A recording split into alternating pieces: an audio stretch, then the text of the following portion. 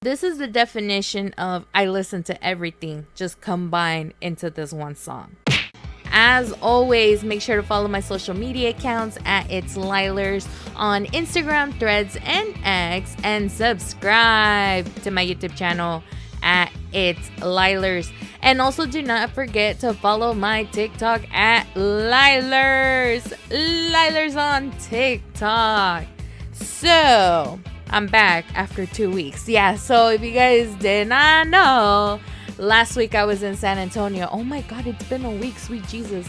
But yeah, I was in San Antonio last week for SpaceCon, and that blog video is up on my YouTube channel, which is more reasons why y'all need to subscribe. I also did tease during that blog video that I was gonna go to Collecticon yesterday, which by the way I did, but I was kind of hinting that I was gonna pull like maybe a mini blog since the event is literally down the street.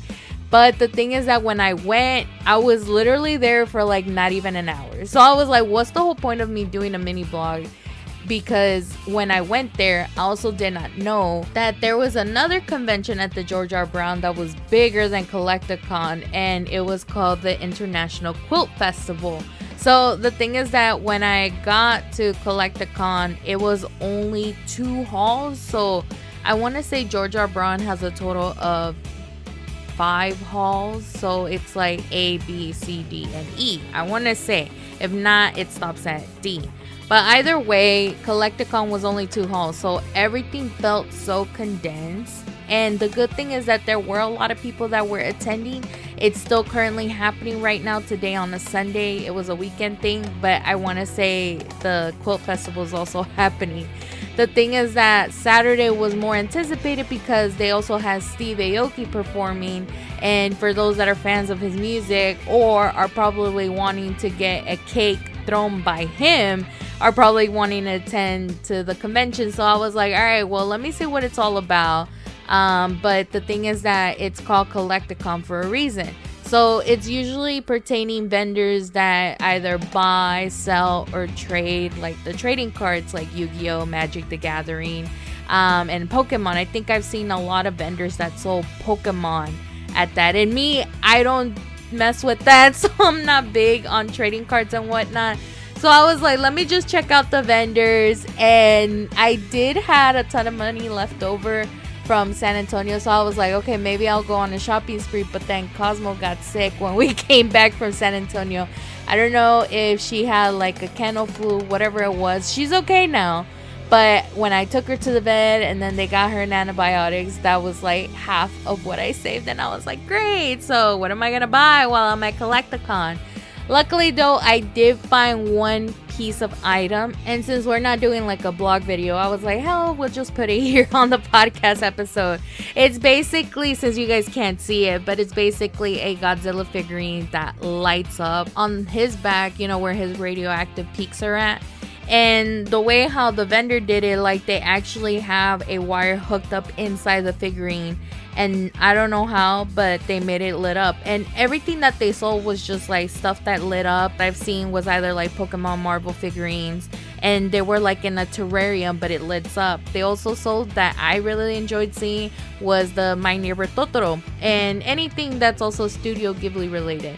So if you guys do want to check it out and you guys are listening, definitely go check out gloriescrystals.com. So it's all plural, glories as in Glorys, crystals as in CRYSTALS. And they have a Facebook, Instagram, and TikTok page. So definitely go check them out.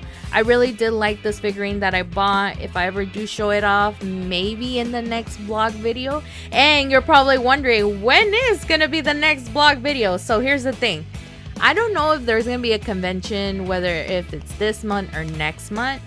But for sure, on January, probably around my birthday, I might do my birthday vacation blog. So I'm letting you guys know months in advance. I already started planning where I'm gonna go for my birthday. Is gonna be me reaching a new decade, which I'm not excited about. I feel like I'm already having a midlife crisis, but there's so many things that are being announced next year, and it's making me feel like so excited of what's coming up, and we're gonna be talking about that throughout this episode. So yeah, it's like 2 weeks jam of content. But yeah, so I feel like the next vlog video might be until my birthday, and I still mention it, I'm gonna say it again. I do wish that I recorded my birthday vacation that I did this past year, where I went to my hometown and kind of give you guys a glimpse of where I grew up and whatnot. But no, it didn't occur to me. But hey, who knows? Maybe at one point I'm gonna have to go back to my hometown for other reasons. We will see what those reasons will be. Or just a random trip, like, oh, you know what, I feel like going back to my hometown, because now I have that privilege where I can say, if I feel like I want to go back to, Alabama, I can actually do that. So if my friends from Alabama are listening, let me know if you want me to go visit y'all, because I would, literally. But anywho, yeah, I do feel like that will be the next vlog video. I know Anime Fest is going to be landing to the NRG Park in February, so that's like after my birthday. So yeah, that's all I have for sure, but that's why y'all need to keep listening to the podcast just to see if there's any future blog videos that are coming up. It doesn't even necessarily have to be conventions, it could be anything else, but so far all I can think of is conventions. Again, I don't have any trips that are planned besides the one that's coming up for my birthday, so that's why. But even more reasons why y'all need to subscribe to the YouTube channel. I do have some plans going for the podcast next year for sure, but at the same time, it just all depends on what could possibly happen in the next 2 months. So we'll see, but just subscribe to the YouTube channel so y'all get dibs first, and then boom, stuff happens.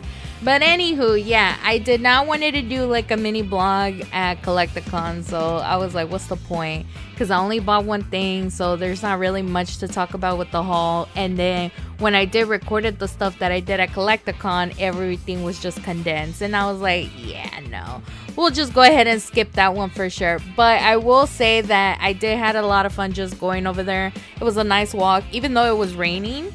But at the same time, I was laughing over the fact that whenever I entered the George R. Broad Convention, I entered to the part where it was the International Quilt Festival.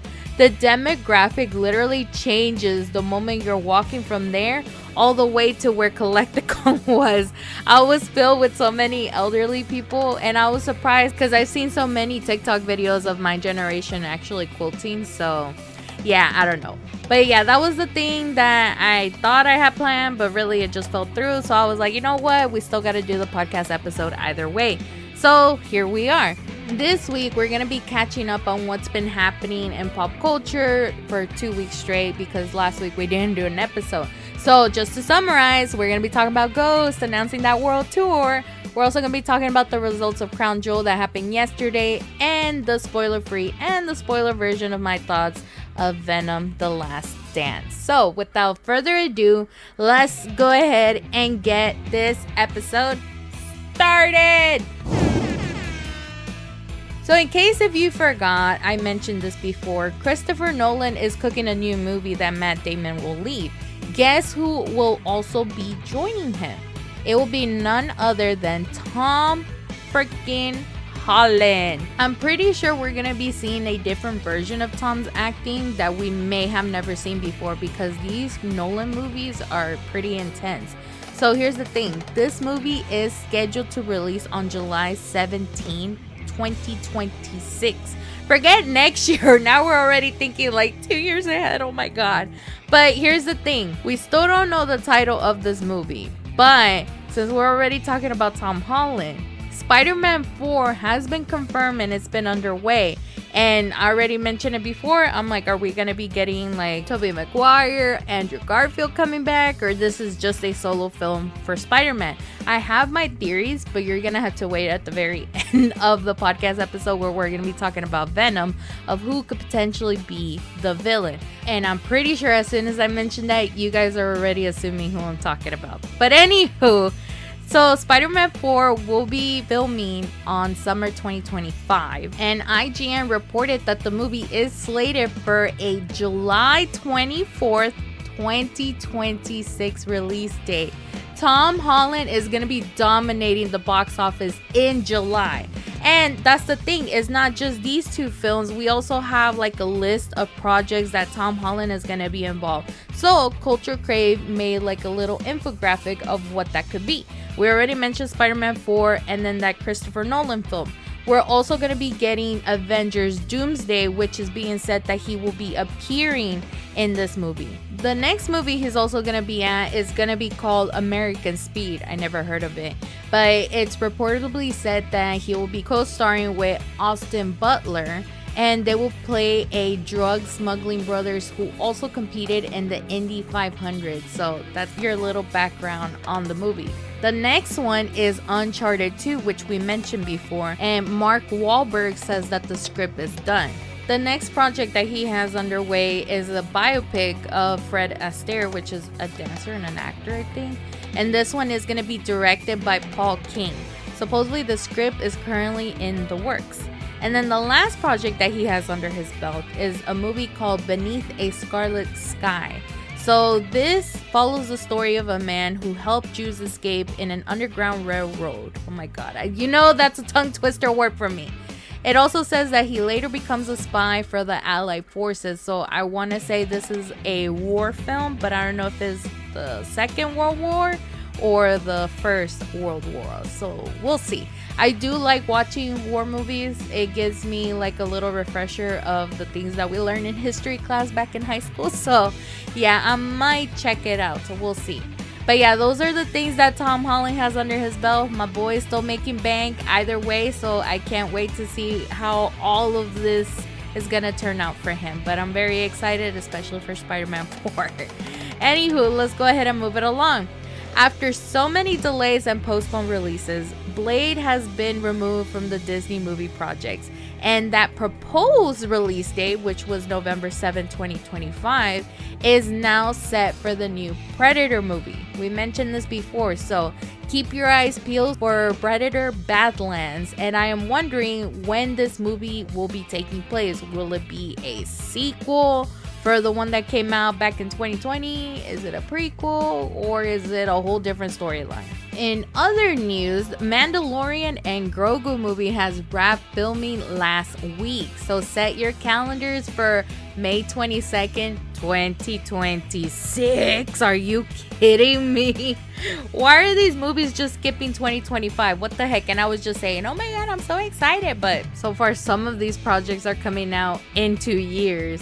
But anywho, remember how we talked about the upcoming John Wick projects? One of them is gonna be an anime film, and this one will be a prequel to the first John Wick movie, and we will get answers of how John became a Hitman King. So this one is probably gonna be worth watching. The next news, it was all over TikTok, so some of you guys already know, but Scary Movie is coming back with their 6th film. Literally, it's been over 11 years since the last Scary Movie came out, and it looks like it's gonna be the same thing, another parody of so many horror movies. But I'm hoping they do the movies that have been coming out like recently, like for example maybe even the Joker film of how it flopped the box office, but maybe insert some Terrifier in there. That would be hilarious. So I can't wait to see how they're gonna make it, and maybe this whole break that they had will probably bring back that hype that we had since the first and even the second Scary Movie came out. So like, I've been watching all of those clips from the previous movies, and I'm like, I forget I really did enjoy watching these movies. It was so hilarious. So definitely go check it out if you haven't done so. Anywho, other thing I also wanted to talk about, and this is some exciting news because my brain was flipping out the moment I found out about this. So Toho announced that a new Godzilla movie is underway. Like the writers, the director, and the VFX supervisor from Godzilla Minus One will be a part of the new project. So why was I flipping out? I am wondering if this will be a sequel to Minus One, and will we be getting Biollante from what the last movie led off? So I don't know. I'm really hoping you know, good news, good vibes, everything, because I swear to God, -1 is my favorite Godzilla movie of all time. So I'm really hoping that they bring back that hype and not ruin it, you know, just like Joker Foley a Dog. So there's that. I mean, I'm telling you, Joker won an Oscar, Godzilla -1 won an Oscar, so let's not get that effect for the sequel. Anywho, let me go ahead and move it along. So Jason Blum confirms that Blumhouse is working on the script for a Dead by Daylight live action film. Yes, you heard right. Are we now turning horror video games into movies? Like, have we not learned with Slender Man? Just because Five Nights at Freddy's did so well does not mean any other video game horror movie will do well as well. What's next? Amnesia or something? Also, a lot of people did point it out that the game has no storyline, so making this into a movie will not make any sense whatsoever. So what the hell, man? Please don't kill this franchise for us. Anywho, another movie has also been added to the 2026 calendar. What movie am I talking about? Jumanji 3. So Variety posted this announcement, and I'm not too hyped to see it because I haven't even seen the first two movies. I mean, I did see the original with Robin Williams, but I watched it when I was so little that I still have no idea what the storyline is about. So yeah. Anywho, Deadline also reported that there's going to be a new Game of Thrones movie that's currently in early development. So will this be like a summary of the series, or will it be like a sequel or another prequel? We will see. But it's a movie, so it's not going to be prolonged. So that's the good thing. The last two things I have for you guys in the movies categories, one of them is that John Krasinski is set to reprise his role as Jack Ryan in the next movie project that's coming up, already making series into movies. And then the last one is that with the success of Alien Romulus, there will be a sequel for the movie that is now in the works. And with that being said, let's go ahead and kick off the TV category. So it looks like the Secret Level series has leaked the voice actors, and so far the cast looks interesting. Thanks to Culture Crave once again, they kicked off the list with none other than Keanu Reeves. I'm like, what? Oh wait, next thing you know, Arnold and Patrick Schwarzenegger are also gonna be in here. Alongside will be Claudia Domit, who you have seen in the Boys series. And then we also have Tamara Morrison. Really, like, what other character can this man not play? Another one is Ariana Greenblatt, which we already seen in Borderlands movie and then other movies as well. Emily Swallow, Gabriel Luna, and Kevin Hart. I'm like, really, Kevin Hart? But hopefully he won't flop it on here. And we already mentioned the video game franchises that will be a part of this series. We already mentioned Pac-Man, Warhammer, Mega Man, Unreal Tournament, Dungeons and Dragons, Outer Worlds 2, Exodus, Crossfire. But here's the thing, people in the comments are not excited for Concord, while others are wondering how come Gears of War is not on here. Maybe potentially if this series does well, it could potentially be on season 2, you know, just saying. It is also said that the episode that's going to be focusing on Warhammer 40k is sequel to Space Marine 2. So if you guys are interested in watching it, Secret Level will be streaming on Prime Video on December 10th. The next thing I also wanted to talk about is that Paul Bettany confirms that the new Vision series will start filming next year. So there's that. I am hoping that this series is good and actually worth renewing my Disney Plus membership, so we'll see. The other thing and the last thing I have for you guys is that Gen V Season 2 has wrapped filming, and we will have to wait until next year to see how this series is going to be without Chance Perdomo. So I'm excited for it, and we're probably going to be talking about it whenever the trailer does get released. And that wraps up the TV's category. Now let's go ahead and talk about music. Yes, this one we do have a shit ton. So let's go ahead and kick off with the most important news that I've been wanting to talk about, and that is Ghost. So Ghost is going back on tour, and it's a world tour. So they released a surprise video all over their platforms, and I was losing it, just saying. So the video is following the last scene that we saw from the Right Here Right Now movie, which, by the way, it is available to buy on their website, usually wherever the merch is being sold. And then the video basically shows like the potential new Papa, but he couldn't reveal himself because the door was kind of stuck and whatnot. And they still added the comedy on there, which, oh my god, this is why I love the band. But while that mess is happening, Sister Imperator is over there telling Copia to announce the new tour. And Copia's like, what tour? And then this tour right here. And they just start kicking it off. And I was like, oh my god. And keep in mind, I was watching this while I was at work, so I'm surprised my coworkers weren't like checking up on me because I was losing it.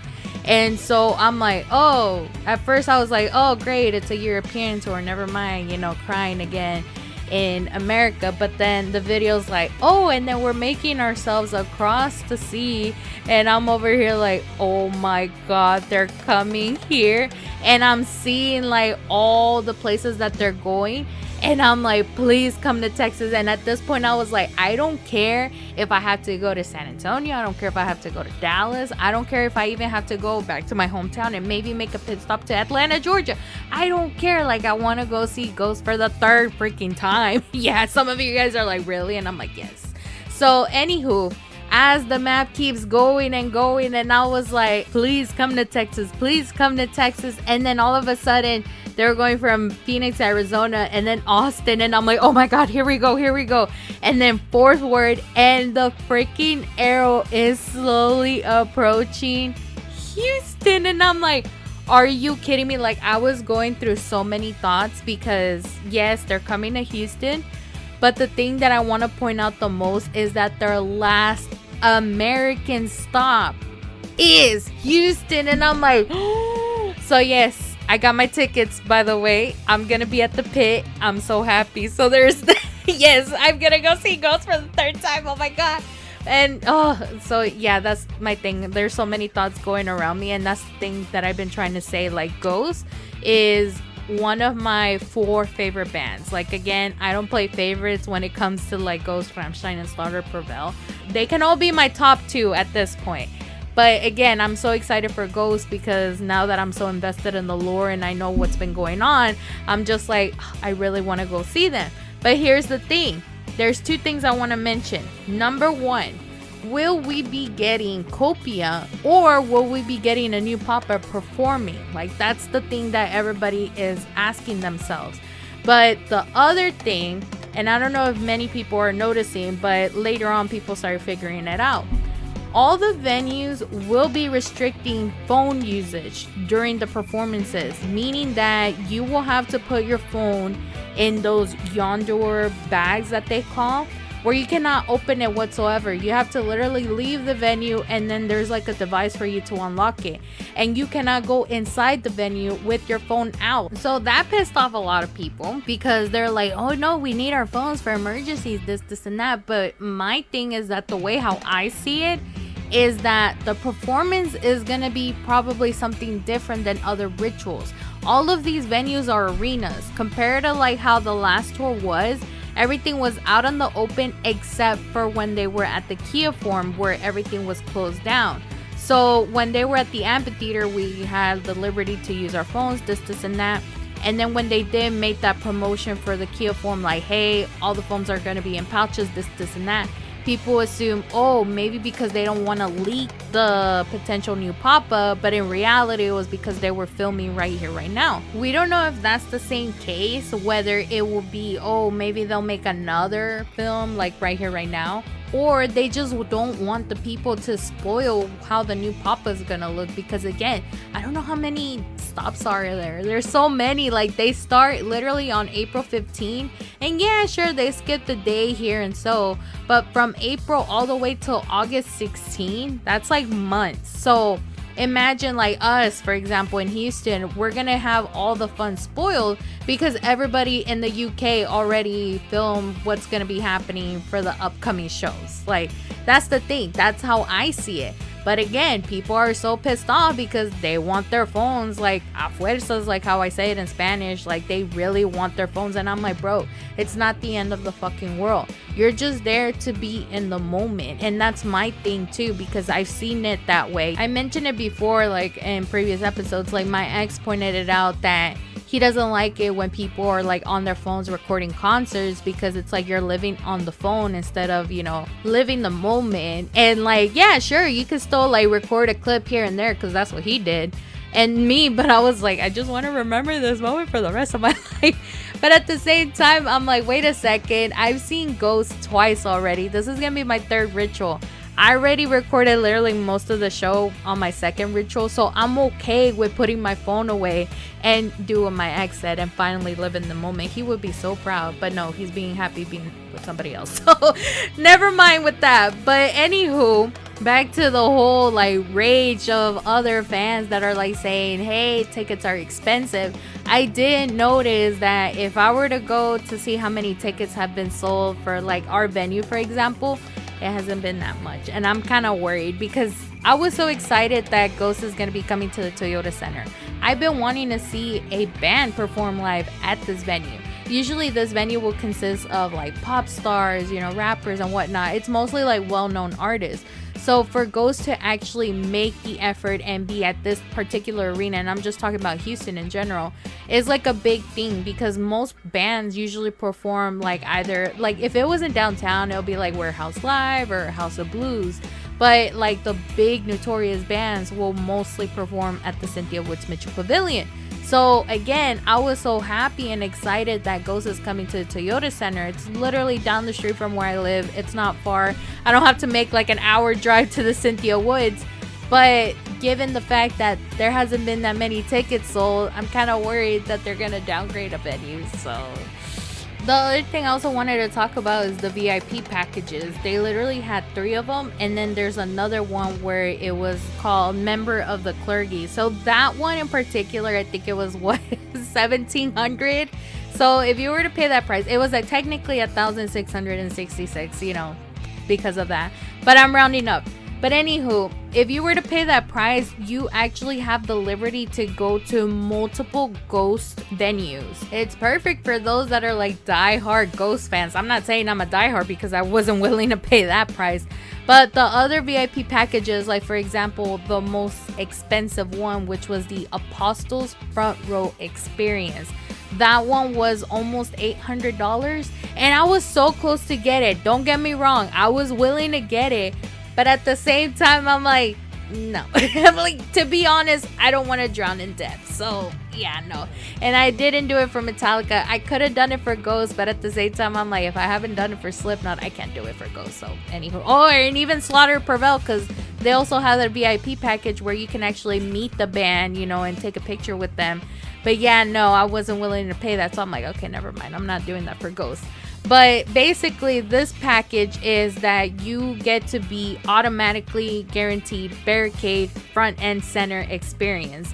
And that's like the ultimate VIP. You also get to see the Ghost Museum and other things. I think there was like a memorabilia, merchandise, God knows what. But that was that one. And then there was the Anointed VIP experience where you just get access for the museum and still have the memorabilia, merchandise, and other things. But I don't think you get the front and center experience. And then there's the Ascended VIP package. And that one is just, you know, entry, skip the general admission lines, this, and that. So I don't know how that's going to go. But I managed to get pit tickets, so I'm not going to say which one I got, but just know I'm going to go. I'm excited for it. Again, it's my third ritual, so I don't know what other songs would be performed, but at the same time, I'm over here expecting a new album, so hopefully it's going to be good. But yes, tickets are now on sale if you guys are interested. It's going to be both Europe and here in the North America. Technically, the last stop of the world tour happens to be Mexico City in the Palacio de los Deportes, which I actually took a video of it whenever I went to Mexico City on Memorial Weekend. So I was like, oh, hey, Ghost performed there. Well, they're coming back again, so I'm tempted though. I'm like, this is more reasons why I'm like, I kind of want to go to Mexico City just to see them perform live. But trust me when I tell you guys this, The Ghost merchandise in Mexico City is beautiful to a point that I wish I got my hands on it. So, anywho, I'll leave it at that. But let's go ahead and move it along with other things, like, for example, Sonic Temple announcing the band lineups. So we already mentioned Metallica was going to be here, and I think Linkin Park as well. But now we have the full lineup. So Sonic Temple is going to be taking place on May 8th, 9th, 10th, and 11th of next year at the historic Crew Stadium in Columbus, Ohio. So kicking off Thursday, the big band that's going to be there is going to be Korn. But below that, Bad Omens is also going to be there. 3 Days Grace 2X. Again, I'm over here like just to see both Adam Gontier and Matt Walst is something worth watching live. But anywho, alongside with all these bands that are kicking off on Thursday, we also have Seven Dust, Orgy, Motionless in White, Poppy, Memphis Mayfire, Killswitch Engage, Ginger, Ministry, As I Lay Dying. Oh, we're gonna be talking about that in a bit. But yes, they're in this lineup. I don't know if that's gonna change. Filter, Health, and many more.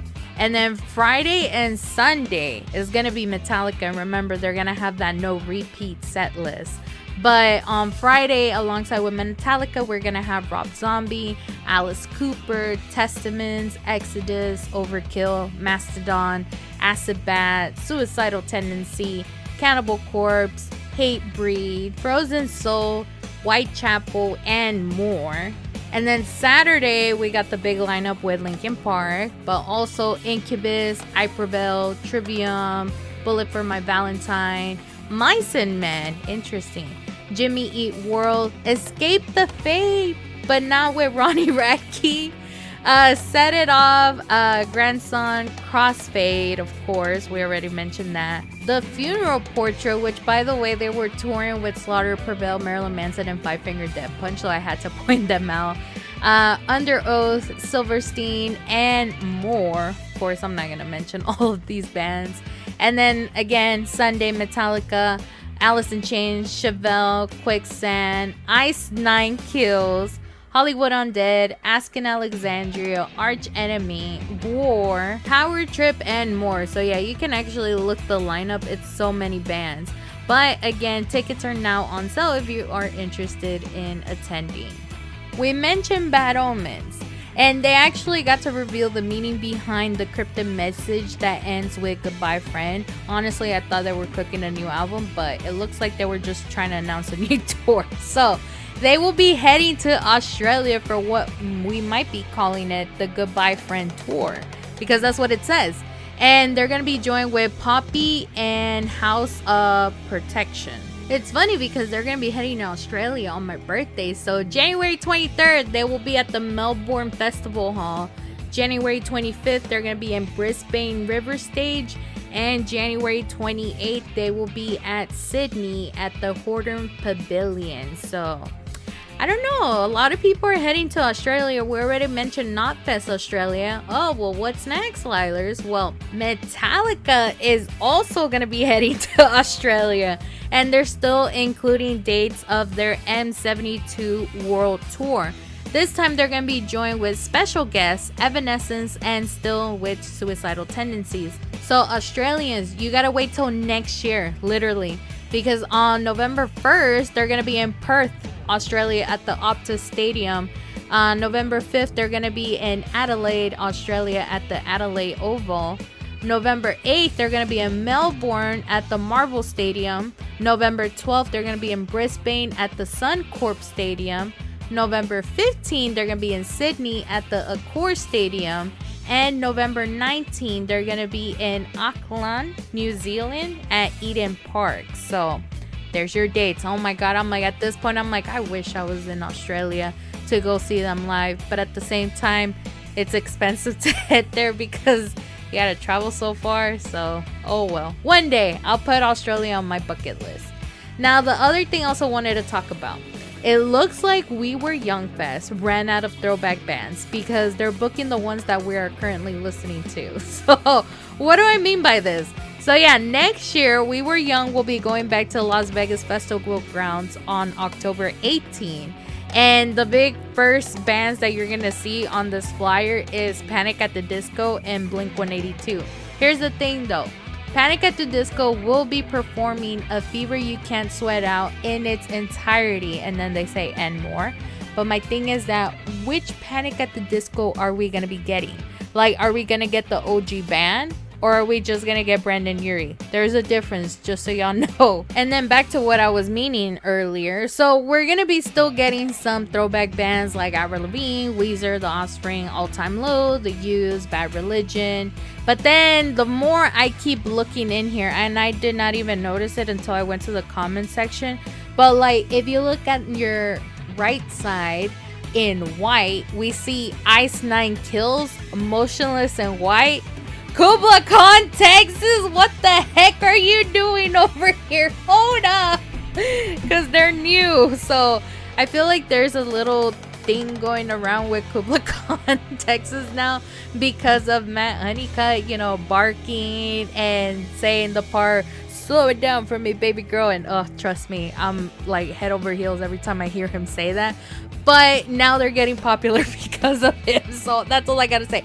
But also, come on, their music is good. So definitely go listen to it. This is why they're on my radar right now. But anywho, these bands are not the ones that we listened to when we were young. You know, just saying. But jokes aside, there's also other bands like I mentioned. We also have Boys Like Girls, Maiden Parade. Plain White Tees are in here. Maybe I should go see them just so they can sing my song. You know, just saying. The Red Jumpsuit Apparatus is also in here. And then Sleeping with Sirens. It's like really small. But I remember at one point they were very popular. So what's the whole deal? There's more other bands on here, so definitely go check it out if you guys are interested. Again, I'm very hesitant when it comes to attending festivals given the fact of how people experience it, and especially in Las Vegas, it is hot. So we'll see. The next tour announcement, and we were just talking about Kubla Khan, by the way, but Killswitch Engage is also going to be touring, and they're going to be joined with them, but also with Fit for a King and Frozen Soul. The thing is that I looked at the stops and not one of them is near where I live. Literally, the only Texas stop is El Paso, and that's it. And I'm like, what the heck? I don't know what's going on, but sure. But yeah, they're going to be in El Paso on March 11th. They're going to be kicking off their tour at Nashville, Tennessee on March 5th, and then ending it at Portland, Maine on April 12th. Tickets are now on sale if you guys are interested in going. The other thing I also wanted to talk about, and we mentioned it before, so remember how we talked about the first few bands that were confirmed to perform at Rock AM Ring and Rock IM Park? Well, now we got more bands added to the list, so let's go ahead and talk about it. So we mentioned Bring Me the Horizon was going to be there, The Prodigy, and then KIZ. But now we also have A Day to Remember, Biffy Clyro. There's other bands that I never heard of, but we mentioned two of them already with Bad Omens. Poppy and House of Protection are going to be there. And then it also says, like in a highlighter yellow, Special Anniversary Surprise Act. So some of these bands are not going to be announced until the day of the venue, maybe. The more you see this little flyer, you will actually see some band names that were going to be headline have been crossed off. So like, for example, where Slipknot is at, we have Rise Against and then blank. But over there as well, we also have In Flames, Spirit Box, Kitty, Skillet. Hell, we even got Falling in Reverse on here too. So yeah, they're going to be joined with Sleep Token, and then Lorna Shore, Ginger, The Warning, and even Whitechapel. But there's more bands on here, which again, some of them I never heard of. So definitely go check out this flyer. And again, this festival is going to be taking place in Nuremberg, Deutschland. The next thing I wanted to talk about is that it looks like Warped Tour will need to add a few more stops because the Washington, D.C. and the Long Beach shows are sold out. And the lineup hasn't even been announced. Keep that in mind. So, I don't know. I guess loyal fans still want to relive the past. Just saying. Make a pit stop in Houston, maybe. You know, just saying. The other thing is that there's two bands that are cooking up new music. One of them is Limp Bizkit, since Fred Durst is currently in the studio. The other one is Bring Me the Horizon. But here's the thing. I came across a video with Ollie Sykes collaborating with Mick Gordon. Like, dooms Mick Gordon. So what is the next album gonna be, like heavy metal or God knows what? Because recently it's been more like techno pop in a way. I don't know. I mean, it's good music. I like listening to it, but at the same time, Mick Gordon was giving heavy riffs. So I'm over here like, okay, I'm kind of anticipating the new album. We'll probably talk about it whenever it does come out. So there's that. Now, before we wrap up the music category, we need to talk about this little drama that's been going on with As I Lay Dying. In case you guys didn't know what's been going on, there's so many fingers being pointed at the lead singer. So let me go ahead and give you guys a little background of this guy. So the lead singer of the band is called Tim Lambesis. I think that's how you pronounce his last name. So I went on Wikipedia, did my research because I don't listen to the band and I'm glad I don't listen to them. So the lead singer was like a Christian, you know, he had a good life with his wife and adopted children. And then all of a sudden, you know, he emailed his wife telling her that he no longer loves her. And, you know, he was cheating on her and whatnot. So common sense is that the wife ended up filing for divorce. But what Tim ended up doing that normal people don't do is that he ended up talking about, you know, hiring a hitman to kill his soon-to-be ex-wife. And word got around to where Tim ended up hiring an undercover cop that was posing as a hitman. So thank God they managed to get all of this to the point they had to arrest him. And he served, I don't know how many years in prison. I think that was like 6, I think. So Tim got arrested and was released on probation in 2016. He even released like a public apology and, you know, the rest is history until now. So news got around that the bassist Brian Neff announced his departure, citing that he needed to benefit his, quote, personal and professional journey. And literally 6 days later, guitarist Ken Susi and drummer Nick Pierce also announced their departures from the band, stating that their, quote, personal morals have been tested to a breaking point and that they needed to preserve personal health and integrity. And then alongside with them, the band's touring manager also quit, effectively canceling the planned European tour for the upcoming album.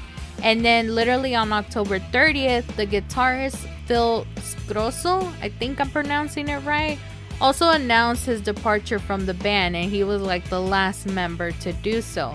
He actually added an extra quote that says that it no longer offers a healthy or safe environment for anyone involved, and that he cannot enable further actions that could negatively affect anyone working within the space. So in other words, nobody confirmed the main reason why everybody was departing, but fans were pointing the fingers and saying that it's basically Tim Lambesis. Now my question is that, will the fans continue to support Tim and As I Lay Dying after this? Or is this the beginning of the cancellation of the band? So we'll keep an eye on it and see what's gonna happen after this. And with that being said, that wraps up all I have for you guys in the music category. And now let's talk about gaming. I only have one thing, and that is Assassin's Creed Shadows. So in case you guys didn't know, this game has been delayed until next year, and it's already showing like a potential floppy release. Why do I say this? Is because Ubisoft reduced the price of the collector's edition of the game, canceled the season pass, and scrapped the early access plan. Some fans are already saying that the franchise died a while ago, so possibly they should have just stopped making this kind of game, but oh well. We'll see how it will do, and hell, we'll even check out what IGN rated it at that point. And then with that being said, let's go ahead and talk about wrestling now. There's a few things I wanted to talk about, and then we're gonna make our way to the spoiler free and the spoiler version of my thoughts of Venom: The Last Dance. The first thing I wanted to talk about is Samantha Irving announcing her departure from WWE. So if you guys do not know who she is, she's like the iconic ring announcer for WWE Raw. So here's the thing. Ever since she announced that she was leaving WWE, everybody was in shock because, again, everybody favored her. She gives like the awesome entrances and whatnot. So when she announced that departure, everybody was hating on Ricochet because they thought that he had influence on her decision. But he went on X and confirmed that she wasn't even going on AEW. Like, she just left because she wanted to spend time with her family. So the thing about, WWE and just working there is that the scheduling can be very, very hard, especially when someone has a child. So Samantha has her own child, and then she's also, I think they're already married, so I'm pretty sure she's also stepmom to Ricochet's son. So the thing is that, again, all the criticism was being led to Ricochet, AEW, all of that. But it got to a point where Samantha had to literally speak up to fans because everybody was just not respecting her decision. So yeah, she had to say, look, I wanted to spend more time with my family. My child's growing up, and the scheduling that it was at WWE, it just didn't work well with her. So it sucks.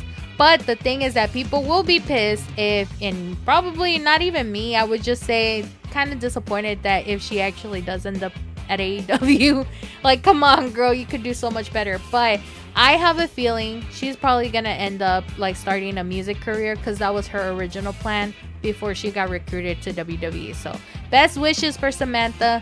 Hopefully we will see her soon in the spotlight somewhere else. The next thing I also wanted to talk about, and this is another departure, but this person didn't find out what happened, and that's Indy Hartwell. So she found out through social media that WWE let her go, and it was kind of sad to hear about it too, because Indy was a good wrestler. She had so much potential. Hell, she even entertained me when she was in NXT.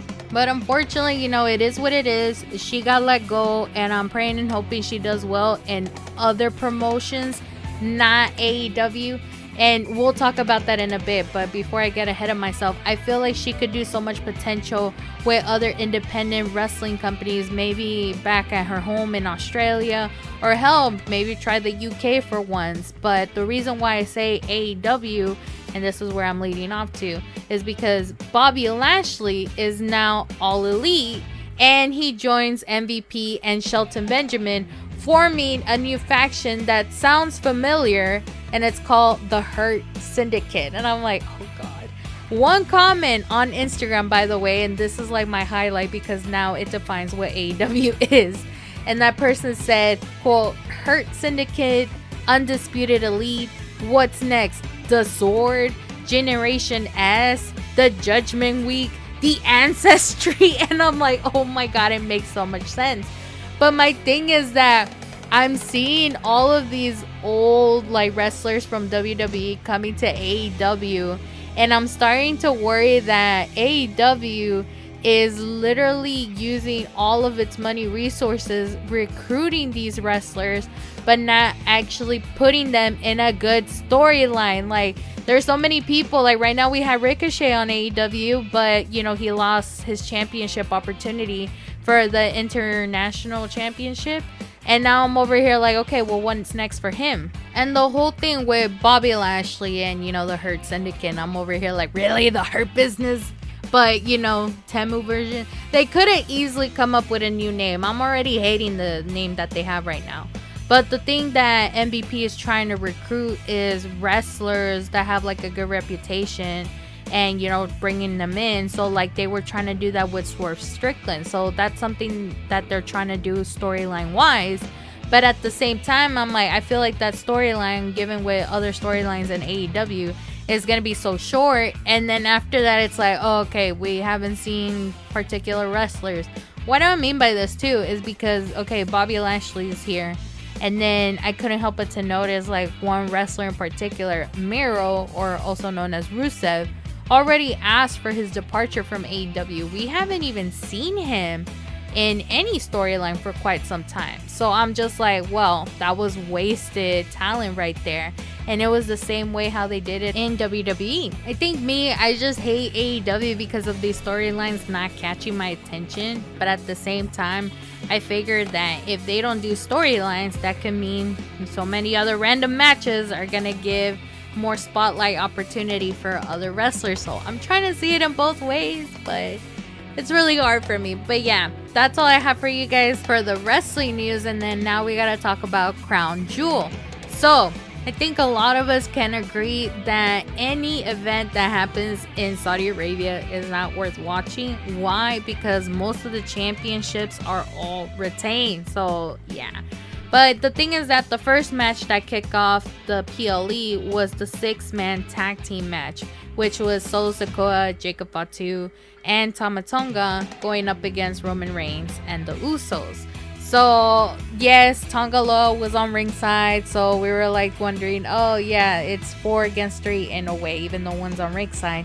But still, the match was good, interesting. However, even though the ref was knocked out, that gave the leverage to Solo and managing to get the win. Literally pinning Roman, by the way, which kind of scared me for a second, because Roman is like somebody that we haven't seen pinned in such a while, even though, yeah, again, he got pinned by Cody and then by Jey Uso. So I'm over here like, oh my god, my boy, what's going on with you? And then all of a sudden, you know, they're over there going up against each other after the match, and then Sammy comes out.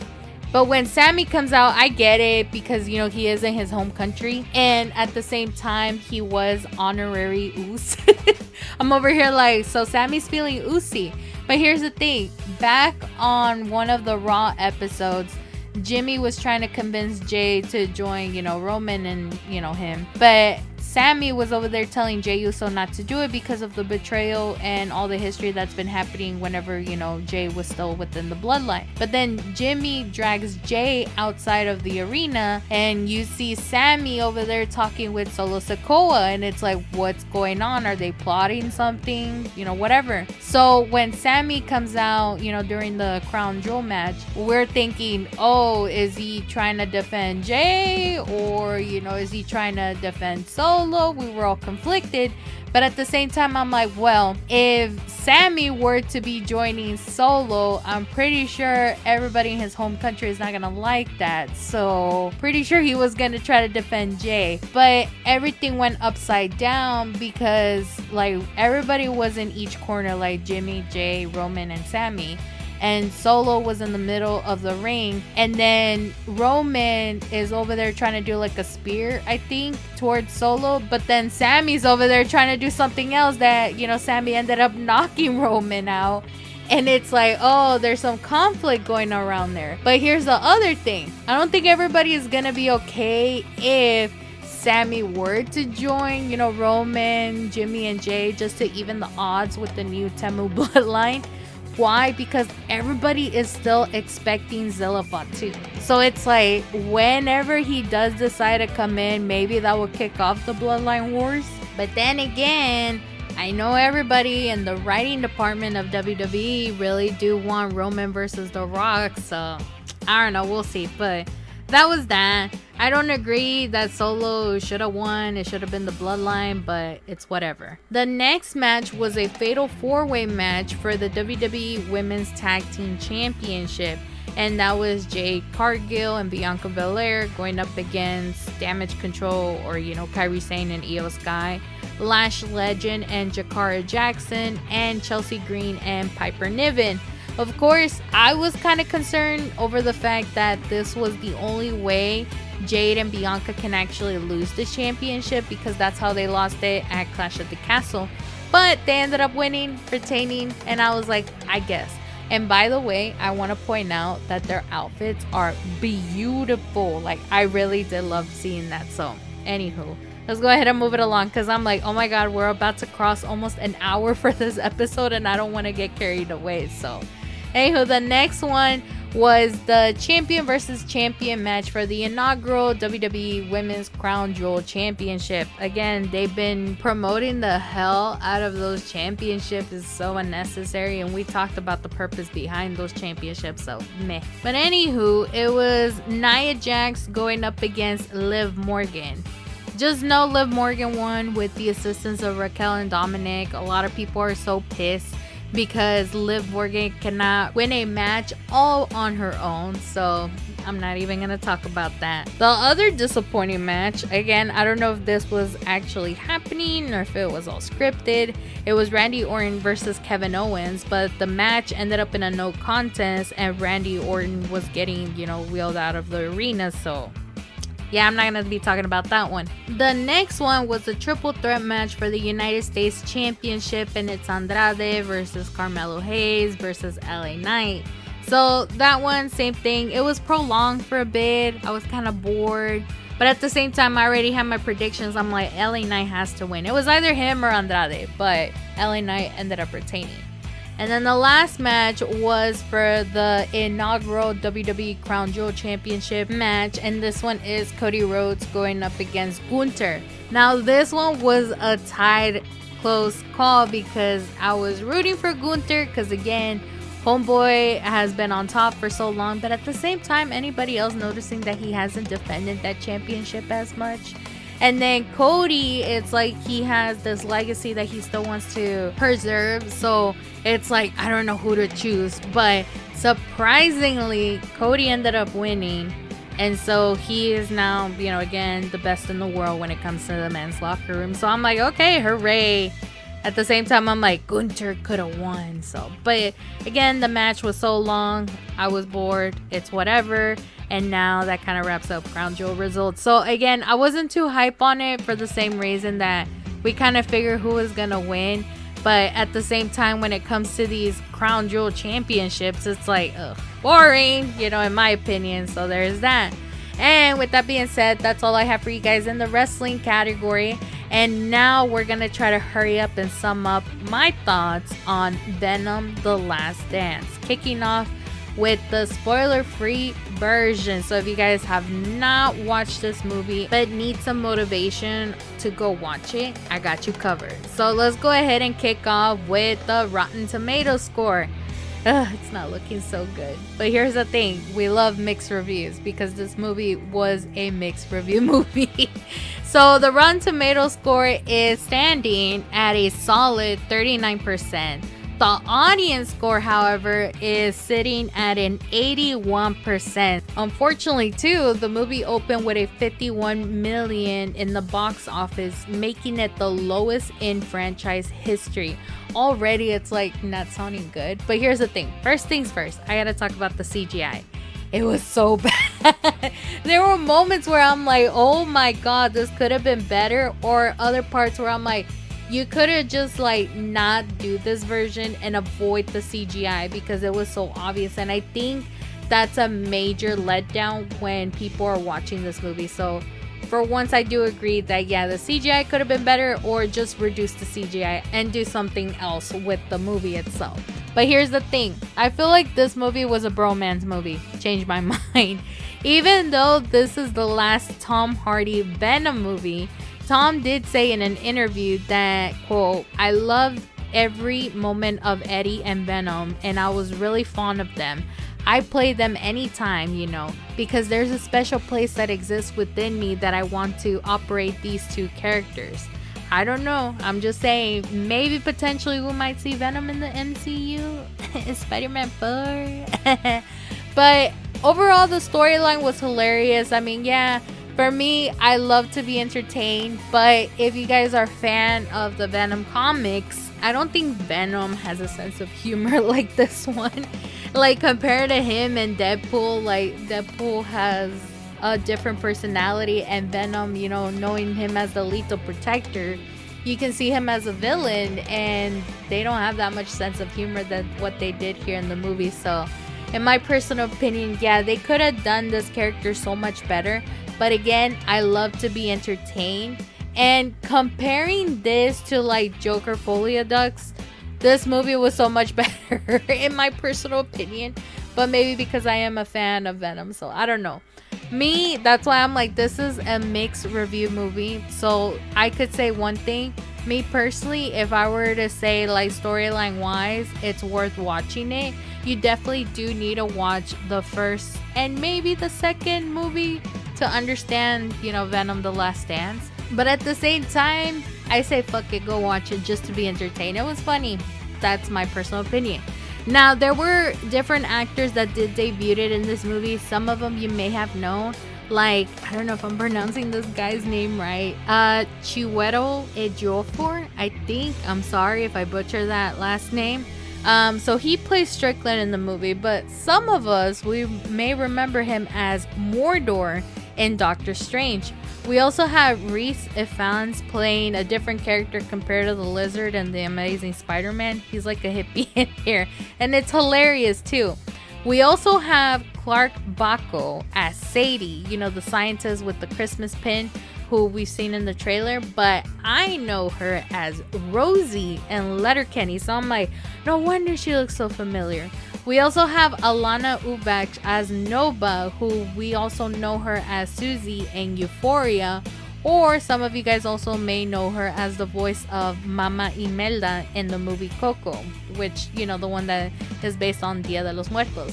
The one thing I didn't know, and I'm barely finding out, is that Andy Serkis plays No. I'm like, oh my god, this is something.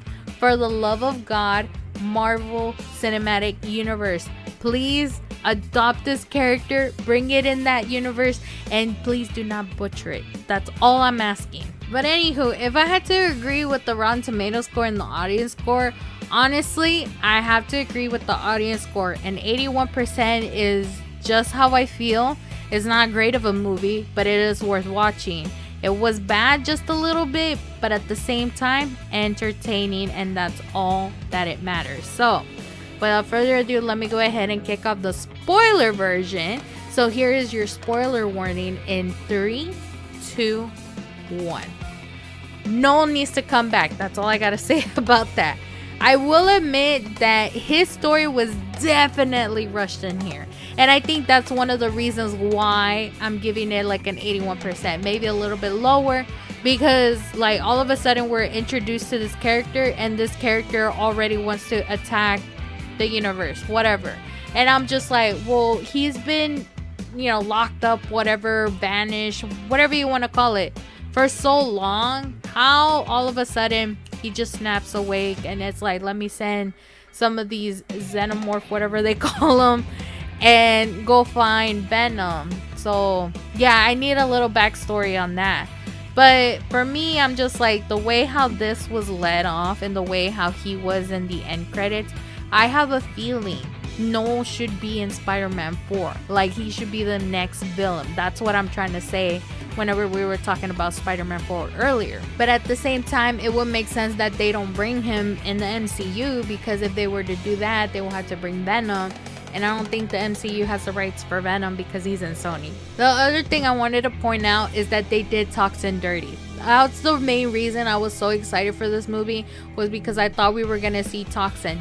Nope, not at all.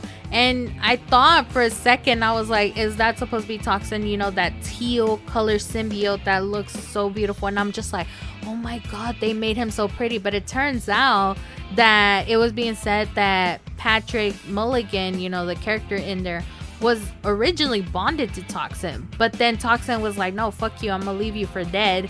And the scientists, you know, recovered Patrick's body, and they ended up bonding him to a whole different symbiote to keep him alive. So yeah, that teal symbiote is not Toxin. So, and we don't even know who it is because he was not even an original in the comics. So yeah. Anywho, the other thing was Venom. They made him so adorable in this movie. Of course, that one part where, you know, he was saying, "Here, horsey," like, you know, it was so cute. And I think some people can find it cringe, but me, again, I thought it was adorable. Also, massive golden retriever points for Venom, because homeboy was willing to risk his life just for a dance with Mrs. Chen. I'm like, oh, he's so adorable. And then we also got to see the debut of Agony, Lasher, Phage. I'm like, damn, if only we could continue on the movie, but I already know it's gonna be too cliche. I mean, just seeing them fight, yeah, I was like, no, that's it for me.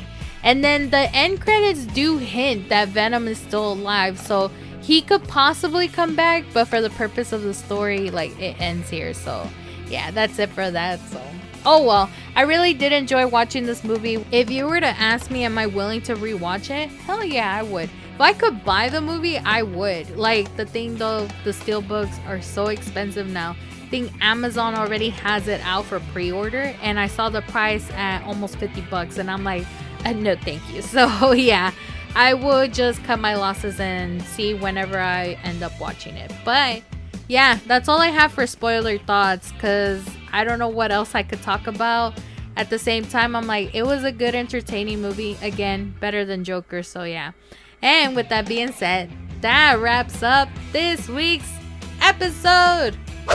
As always, make sure to follow my social media accounts at It's Lielers on Instagram, Threads, and X, and subscribe to my YouTube channel at It's Lielers.